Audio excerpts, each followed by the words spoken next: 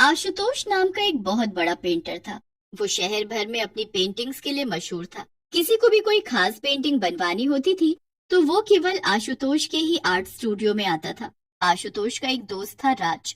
राज कहने को तो आशुतोष के बचपन का दोस्त था, लेकिन असलियत में वो आशुतोष से बहुत जलता था। वो खुद भी एक पेंटर था, लेकिन कोई उसकी बनाई पेंटिंग्स को कुछ खास पसंद नहीं करता था। एक दिन आशुतोष और राज दोनों ही एक पेंटिंग एग्जीबिशन में गए। सुनो राज, आज हमारे पास ये बहुत बड़ा मौका है। इस एग्जीबिशन में बहुत बड़े बड़े लोग आए हुए हैं। अगर आज यहाँ हमारी पेंटिंग्स इन लोगों को पसंद आई तो हमें बहुत बड़े बड़े ऑफर्स मिल जाएंगे। हमारी आगे की लाइफ पूरी सेट हो जाएगी। हाँ आशुतोष, मैं जानता हूँ। तो बस राज, ऑल द वेरी बेस्ट। मैं उम्मीद करता हूँ कि हम दोनों को यहाँ खूब कामयाबी मिले। मैं तुमसे एग्जीबिशन के बाद मिलता हूँ। आशुतोष राज के गले लगकर वहाँ से चला जाता है। राज को आशुतोष की बात सुनकर बहुत गुस्सा आ रहा था। बनाया ऑल द बेस्ट कहने वाला। अरे जब तक तेरी बनाई पेंटिंग्स इस एग्जीबिशन में, तब तक कोई मेरी पेंटिंग्स को देखेगा तक नहीं। तेरे रहते हुए मैं कभी भी कामयाब नहीं हो पाऊंगा। जैसा राज ने सोचा था वैसा ही हुआ। किसी ने भी राज की बनाई पेंटिंग्स को नहीं खरीदा और आशुतोष की बनाई पेंटिंग्स को कई लोगों ने खरीद लिया। तभी आशुतोष राज के पास आया। राज, आज शाम को मैंने एक पार्टी रखी है। आज एग्जीबिशन में मेरी काफी सारी पेंटिंग्स अच्छे दामों में बिकी हैं, इसलिए मैं पार्टी दे रहा हूँ। तुम्हें जरूर आना है मेरे दोस्त। इतना कहकर आशुतोष वहाँ से चला गया, लेकिन उसकी ये बात सुनकर राज गुस्से से आग बबूला हो गया। मैं इसे छोड़ूंगा नहीं। इसकी वजह से मेरा करियर बर्बाद हुआ जा रहा है और ऊपर से ये मेरे जले पर नमक छिड़क रहा है। राज ने तय कर लिया था कि वो आज शाम की पार्टी में ही आशुतोष को जान से मार देगा। राज तैयार होकर आशुतोष की पार्टी में पहुंच गया।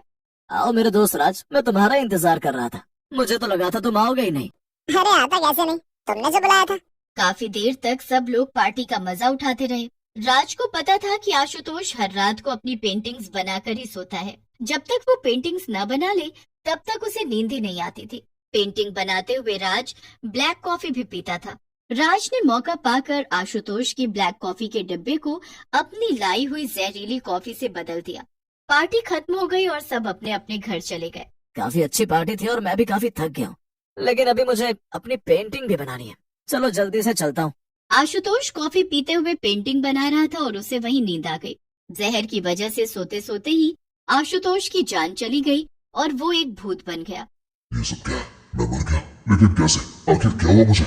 मैं तो काफी पीकर सोया था बस। आशुतोष का भूत अपनी हालत देखकर बहुत परेशान हो रहा था और उसके पास कोई भी जवाब नहीं था। जैसे ही सुबह हुई, राज सबसे पहले आशुतोष के घर आया और उसकी लाश को देखकर बहुत खुश हुआ। अपने दोस्त से मिला हुआ ये धोखा देखकर आशुतोष का भूत बहुत गुस्से में आ जाता है। इस राज ने मेरा दोस्त होकर मुझे इतना बड़ा धोखा दिया। मैं इसे छोड़ूंगा नहीं, मैं इसे ऐसे नहीं मारूंगा। इसने जिस सपने को सच करने के लिए मेरी जान ली है, मैं इसका वो सपना ही सच नहीं होने दूंगा। मैं इस शहर का सबसे बड़ा पेंटर नहीं बनने दूंगा इसे। अब देखता जा तू राज की आगे क्या क्या होता है। एक तरफ भूत ने राज से बदला लेने की ठान ली थी और वहीं दूसरी तरफ सारे शहर में हल्ला हो गया था कि शहर का सबसे बड़ा पेंटर अब नहीं रहा। राज ने मौका पाते ही आशुतोष की जगह ले ली। भूत ने उसे ऐसा करने से रोका भी नहीं। अब सभी लोग राज से ही पेंटिंग्स बनवा रहे थे। राज धीरे धीरे सारे शहर में फेमस हो रहा था। मैंने अपना सपना पूरा कर ही दिखाया। अब कोई भी मेरे रास्ते में नहीं आएगा। मैं शहर का सबसे बड़ा पेंटर बनूंगा। राज खुद से बातें कर रहा था कि तभी वहाँ पर आशुतोष का भूत आ गया। राज ने एक नई नई पेंटिंग बनाई थी जो शहर के एक बड़े ही अमीर आदमी ने बनवाई थी। चलो, ये पेंटिंग आखिर तैयार हो गई। अब इसे जल्दी से मिस्टर मेहरा को भिजवा देता हूँ। मुझे पूरा यकीन है कि वो इसको देखकर काफी खुश हो जाएंगे और मेरी किस्मत बदल जाएगी। तो बिल्कुल फिक्र मत कर मेरे दोस्त। मैं तुझसे वादा करता हूँ कि ये पेंटिंग सच में तेरी किस्मत बदल देगी। इतना कहकर आशुतोष का भूत उस पेंटिंग में घुस जाता है और राज पेंटिंग को मिस्टर मेहरा के घर भिजवा देता है। मिस्टर मेहरा पेंटिंग को देखकर काफी खुश होते हैं और उसे अपने बेडरूम में लगा देते हैं। काफी रात हो जाती है और मिस्टर मेहरा सोने जा रहे थे। वाह, क्या खूबसूरत पेंटिंग है। मन करता है कि बस इसे निहारता ही रहूं। तभी पेंटिंग के अंदर से एक हाथ निकल कर आता है और मिस्टर मेहरा का गला पकड़ लेता है। बचाओ बचाओ, ये क्या हो रहा है? इस पेंटिंग ने तो मेरा गला पकड़ लिया है। बचाओ मुझे, अरे कोई बचाओ, ये कौन है? मिस्टर मेहरा के घर वाले भागे भागे आते हैं और उन्हें पेंटिंग से दूर खींच लेते हैं। वो भूतिया हाथ अपने आप गायब हो जाता है। मिस्टर मेहरा को राज पर बहुत गुस्सा आता है और वो पेंटिंग को लेकर सीधा राज के घर जाते हैं। वो पेंटिंग को राज के सामने पटक देते हैं। अरे अरे, क्या हुआ आपको? आप ये क्या कर रहे हैं? अभी तक तो भगवान की कृपा से कुछ भी नहीं हुआ है, लेकिन हाँ, आज होने वाला था। क्या मतलब? आपका मैं कुछ समझा नहीं। मैं समझाता हूँ तुम्हें। तुम्हारी ये भूतिया पेंटिंग आज मेरी जान लेने वाली थी। किसी तरह मैंने खुद को बचाया है। इसे तुम ही रखो अपने पास, और हाँ, मेरे सारे पैसे वापस कर देना, वरना मैं तुम्हारे ऊपर केस कर दूंगा, समझे? इतना कहकर मिस्टर मेहरा वहाँ से गुस्से में चले गए। राज को कुछ भी समझ नहीं आ रहा था कि ये सब आखिर क्या हो रहा था। शाम होते होते उसे काफी सारे फोन आ चुके थे और कई लोग राज के घर पर आकर पेंटिंग्स लौटा गए थे। हर किसी का कहना था कि उनकी पेंटिंग में से अजीब से हाथ निकल रहे थे और सामने वाले का गला दबा रहे थे। यही नहीं, कुछ पेंटिंग में से तो भूत की शक्ल भी निकल कर आ रही थी।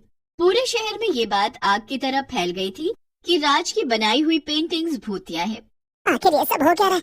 ये कौन है जो मेरी पेंटिंग्स को भूतिया साबित करने में लगा हुआ है? नहीं, कुछ ना कुछ तो गड़बड़ जरूर है। मुझे पता लगाना ही होगा। ऐसे तो मेरा करियर शुरू होने से पहले खत्म हो जाएगा। नहीं, मैंने बहुत मेहनत करके ये मुकाम हासिल किया है। मैं ऐसे सब कुछ बर्बाद नहीं होने दूंगा। राज भागा भागा अपने कमरे में जाता है, जहां उसकी बनाई सभी पेंटिंग्स रखी हुई थी। राज एक एक पेंटिंग को छूकर देखने लगा। उसे सब पेंटिंग्स एकदम सही लग रही थी। राज ये सब सोचते सोचते एक पेंटिंग के ठीक सामने जाकर खड़ा हो गया कि तभी पेंटिंग के अंदर से भूत का हाथ बाहर आया और उसने राज का गला पकड़ लिया। ये क्या?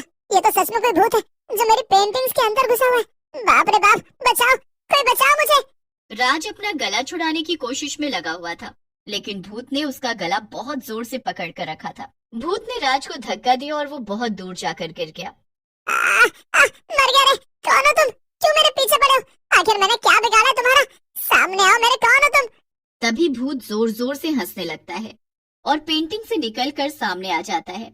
अपने सामने आशुतोष के भूत को देखकर राज के पैरों तले जमीन ही खिसक जाती है। आशुतोष, तुम यहाँ कैसे? तुम तो मर गए थे ना? तुम भूत कैसे बन गए? और तुम मेरे साथ ये सब क्यों कर रहे हो? मैं मरा नहीं था, बल्कि तुमने मार दिया था मुझे। क्या मैंने? ये तुम क्या कह रहे हो? देखो, तुम्हें कोई गलत फहमी हो रही है मेरे दोस्त। मैंने ऐसा कुछ भी नहीं किया है। मुझे सब पता चल चुका है, और तुम्हें अभी भी झूठ बोलते हुए शर्म नहीं आ रही है? तुमने अपने लालच के चलते मेरी जान ले ली। आज मैं तुम्हारी वजह से भटक रहा हूँ, और इस सब के बाद भी तुम मुझे दोस्त कहते हो। भूत की बात सुनकर राज बहुत डर गया। उसे समझ आ गया था कि अब झूठ बोलने का कोई फायदा नहीं है। मुझे माफ कर दो, मुझसे गलती हो गई। मुझे ऐसा नहीं करना चाहिए था। मैं लालच में भटक गया था। मुझे एक आखिरी मौका दे दो, माफ कर दो मुझे। गलती नहीं, तुमने गलती नहीं, गुनाह किया है, और इसकी तुम्हें कोई माफी नहीं मिलेगी। तुम्हारे गुनाह की बस एक ही सजा है, और वो है मौत। राज भूत की ये बात सुनकर भागने की कोशिश करता है, लेकिन भूत ने राज का गला पकड़ लिया। राज अपनी जान की भीख मांगता रहता है, लेकिन भूत उसकी एक भी नहीं सुनता। वो उसे तब तक पकड़ता है जब तक दम घुटने की वजह से राज की जान नहीं चली जाती है। राज के मरते ही भूत का बदला पूरा हो जाता है और वो वहाँ से गायब हो जाता है।